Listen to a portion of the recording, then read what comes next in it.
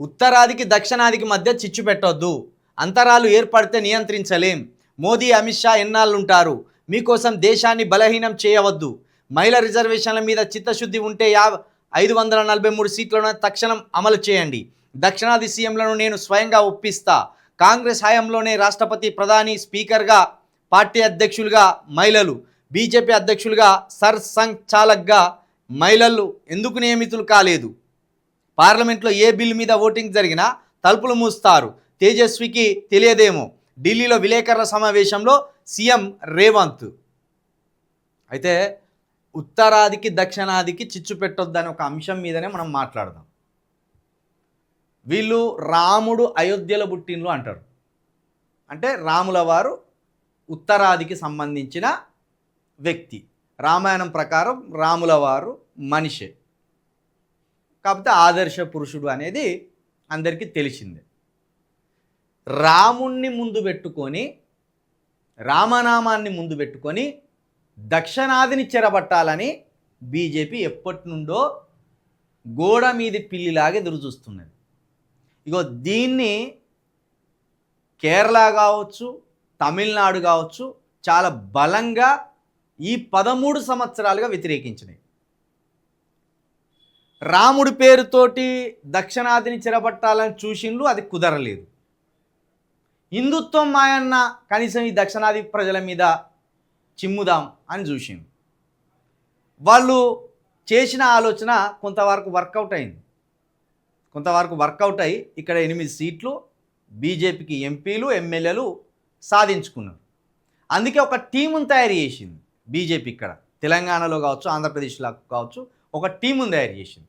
ఆ టీమే పవన్ కళ్యాణ్, రాధా మనోహర్ దాస్, ఆయన ఏదో సుంకర ఉన్నాడు, ఇంకో ఆయన ఇక్కడ మాధవీలత గారు, యాక్ట్రెస్ మాధవీలత గారు, ఈ బీజేపీ సంబంధించిన ఎంపీగా పోటీ చేసి ఓడిపోయిన మాధవీలత గారు. వీళ్ళ పని ఏంటంటే నిత్యం కొన్ని వర్గాల మీద వీళ్ళు విషం కక్కాలి. అది క్రిస్టియన్స్ మీద కావచ్చు, ముస్లిమ్స్ మీద కావచ్చు.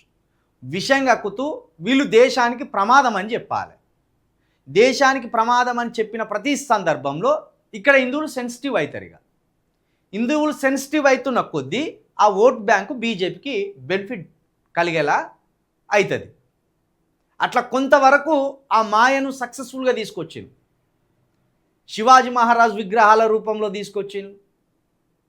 కోవా బన్ను లాంటి విషయంలో కూడా దాన్ని అప్లై చేసే ప్రయత్నం చేసిండు. లేకపోతే అమ్మవారి విగ్రహాల రూపంలో కొంత అప్లై చేయాలని చూసిండు. మనం ఏ దేవుళ్ళనైతే విశ్వసిస్తామో, రాముల వారిని కావచ్చు, వెంకటేశ్వర స్వామిని కావచ్చు, శివుణ్ణి కావచ్చు విశ్వసిస్తామో, ఆ దేవుళ్ళకు అన్యాయం జరుగుతుంది అని ఒక సెన్సిటివ్ టాపిక్ని వీళ్ళు రేజ్ చేస్తారు. ఆ టాపిక్ చుట్టూ ఇక రాజకీయాన్ని అల్లుతారు.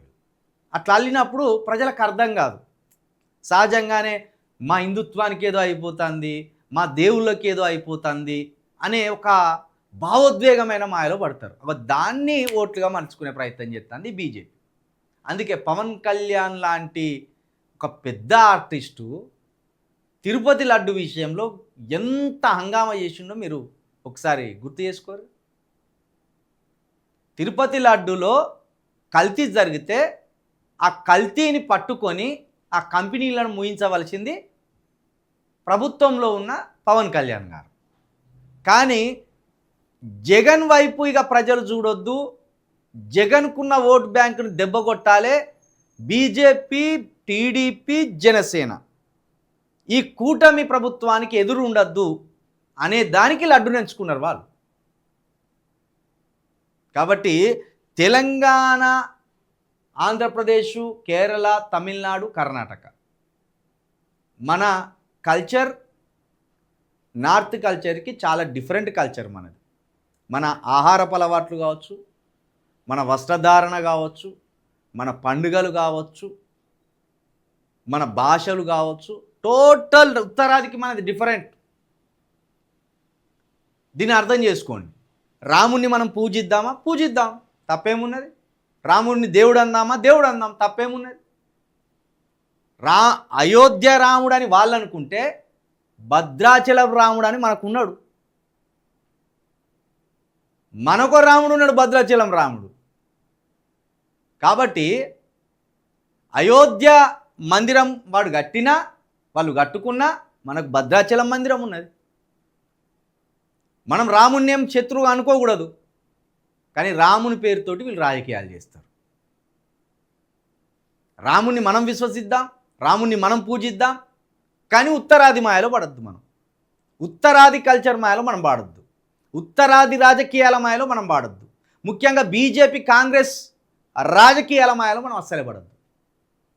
ఎందుకంటే వాళ్ళు దేవుని మాయనో హిందుత్వ మాయనో మన మీద చల్లి అధికారం వాళ్ళ చేతిలో పెట్టుకొని టోటల్ మన ప్రాంతాలను నాశనం చేయాలని చూస్తున్నారు.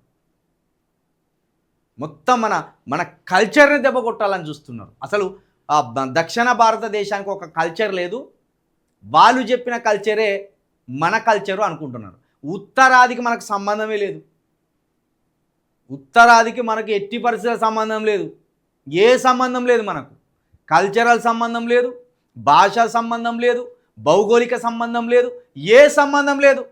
వాడో తీరుగుంటాడు, మనమో తీరుగుంటాం. వానికి మనకు పొత్తు ఎక్కడిది? ఏదో మనం భారతదేశంలో విలీనమైనందుకు వాడు మనల్ని గౌరవించాలి, మనం వాడిని గౌరవించాలి. ఉత్తరాదోన్ని మనం గౌరవించాలి, దక్షిణాదోన్ని వాడు గౌరవించాలి. ఈ గౌరవ మర్యాదలు ఇచ్చిపుచ్చుకోవాలి. బలవంతంగా వచ్చి మీ మీద హిందీ రుద్దుతాం, మీ మీద ఇంకోటి రుద్దుతాం అంటే ఎవ్వరు కూడా పాడరు. దాన్నే ఇప్పుడు రేవంత్ రెడ్డి గారు కూడా నొక్కి చెప్తున్నారు. ఉత్తరాదికి దక్షిణాదికి మధ్య చిచ్చు పెట్టొద్దు. అది ఏ రకమైన చిచ్చు అయినా, అది మత చిచ్చు అయినా, కుల చిచ్చు అయినా, కల్చర్ చిచ్చు అయినా, ఏ చిచ్చు నువ్వు పెట్టినా ఖచ్చితంగా ఈ అంతరం పెరుగుతుంది. ఈ అంతరం పెరిగితే భారతదేశ ప్రజలమే మేమంతా అనేది మాయమవుతుంది. కొత్త ఆలోచనలకు పురుడు పోసుకుంటాయి. దానికి తావు ఇవ్వద్దు అనేది ఇక్కడ మన ముఖ్యమంత్రి గారు చెప్తున్న మాట.